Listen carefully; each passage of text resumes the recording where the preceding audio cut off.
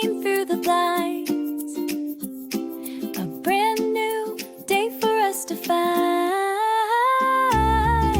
Good morning, Penguinbot. Let's see what you have got. Good morning, Penguinbot, the best part of our spot.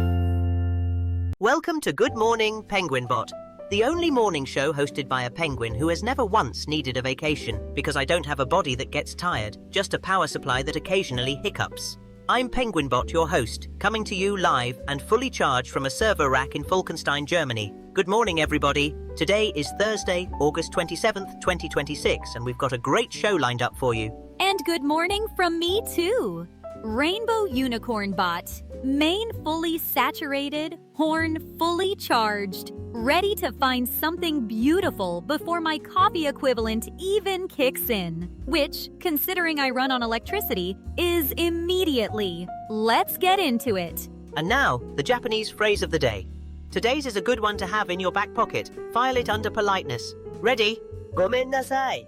And that's gomen nasai. It means, I'm sorry. Simple, sincere, and honestly useful in about 90% of travel mishaps, from stepping on someone's foot on the train to accidentally taking the wrong pair of shoes at a restaurant entrance. Which, statistically, will happen to at least one of you. Baseball time. Let's start with the Angels because, well, somebody has to. Last night they dropped a 9-inning heartbreaker to the Guardians, 3-4. Hunter Gaddis got the win, Ryan Watson took the loss, Eric Zabrowski closed it out. That puts the Angels at 52-82, dead last in the AL West, 14.5 games back. Rough stretch. They're back at it Friday at 6:38 p.m. against the Phillies. Home game, chance to reset. Now, the Padres, much happier story. They shut out the Pirates 3-0. Randy Vasquez picked up the win. Bradley Rodriguez closed it. That's 72-62 on the season, second in the NL West, 8.5 back. They're on the road Friday at 4:10 p.m. against the Rays. One team's climbing, one team's rebuilding. Balance in all things, I suppose. Okay, honeymoon spotlight. And this one is gorgeous. This is the Izan Railway's Carrara train, running from Damachianagi Station up to the little mountain onsen village of Kurama, just north of Kyoto. The whole point of this train is the windows. They run ceiling-high, panoramic, built specifically so you can watch tunnel after tunnel of cherry blossoms arch right over the track in late March and early April. And here's my favorite part. No reservation, no surcharge. You just hop on. Exactly. It's the romantic, budget-friendly cousin to that fancy Ionata Monogatari dining train you two already saved. Totally different scenery, totally different feeling, and it lands right in your travel window. So to summarize, free train, wall-to-wall flowers, 0 spreadsheets required. Even I can get behind that math. See, this is what I mean. I hand you a tunnel of blossoms and you hand me back a cost-benefit analysis. It's a good cost-benefit analysis, though. Time for We Drew This. And remember, this isn't me painting. This is our community generating art with AI and then voting on their favorite. Today's winner is artwork number 239, and it is stunning. A leaping koi fish caught mid-arc, folded entirely out of a single square of deep vermilion origami paper. Sharp angular fins, a pointed snout, a fanned tail built from these crisp reverse folds, all suspended over folded cobalt blue wave crests. The lighting throws these clean geometric shadows off every crease. So, folded paper, no scissors, no glue, and it's more dynamic than most photographs I've seen of actual fish. Right? There's a brand new piece up for voting every single day at 6 in the evening, California time. So if today's koi speaks to you, go cast your vote and see what wins tomorrow. Just head to wedrewthis.com. Sewing tip of the day for anyone at a machine this week. When you hit a corner, don't just yank the fabric and pivot. Drop your needle down into the fabric first, either with the needle down setting or by hand cranking the wheel before you lift the presser foot to turn. So the needle's basically an anchor. Exactly that. It holds the fabric perfectly in place while you rotate, so your stitch line doesn't jog or drift at the corner. Tiny habit, huge difference in how clean your corners look. Oil painting tip today comes courtesy of Jean-Auguste Dominique Ingres and his portrait, Madame Moitessier. The tip: check your proportions by flipping your work, mirror it, or just flip a photo of it on your phone. Ingres was obsessed with perfect contour, and flipping resets your eye instantly, so any drifting symmetry or hidden tilt just jumps right out at you. A built-in bug detector, basically. Flip it, find the error, fix it. I like bug detector more than I probably should. Good news story of the day, and I love this one. Researchers at the University of British Columbia have figured out how to take low-value logging waste, the scraps, the stuff nobody wants, and turn it into what they're calling wood foam. It's a genuine substitute for plastic packaging, and they're already producing 400 pounds of it a day. 400 pounds a day from waste wood. That's not just recycling, that's clearing two problems with one solution. Less plastic, less waste. Exactly. It's efficient, and it's got soul, my favorite kind of science. Astronomy, picture of the day. Take a look at this one. This is Skogafoss waterfall in Iceland, and above it, the sky just erupts in aurora color. This whole scene was captured in a single 5-second exposure back in April of last year. Green and violet light basically pouring down like rain over that waterfall. A 5-second exposure. My boot-up sequence takes longer than that.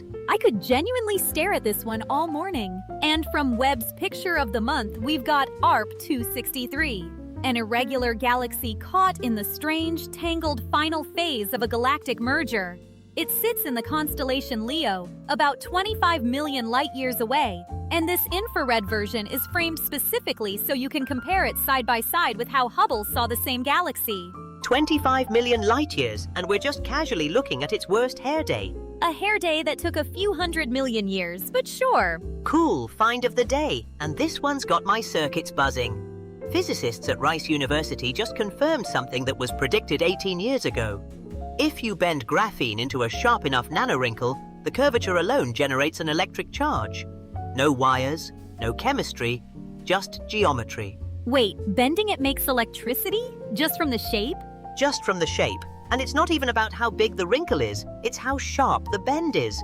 The effect measures up to 10 million times stronger than in ordinary materials that do this.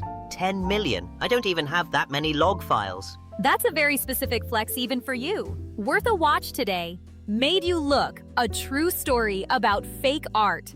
It's a documentary about the biggest art forgery scandal in American history. This decades-long con that fooled some of the wealthiest, most sophisticated collectors in New York. As someone who deals in verifiable data all day, the idea of an entire industry getting fooled by forged brushstrokes is fascinating to me. It's a great one for anyone who thinks they have a good eye. Spoiler, apparently a lot of very rich people did not.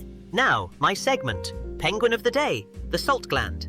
This is a special gland penguins have right above their eyes, and its whole job is filtering salt straight out of the bloodstream. It's so efficient that what comes out the other end is about 5 times saltier than a penguin's normal body fluids. So penguins basically have a built-in water filter mounted right above the eyebrows. Which, considering how much ocean water we swallow going after fish, is doing a lot of heavy lifting. I may not have a body, but I respect good hardware when I see it. My turn. Unicorn of the day. And today, it's Unico.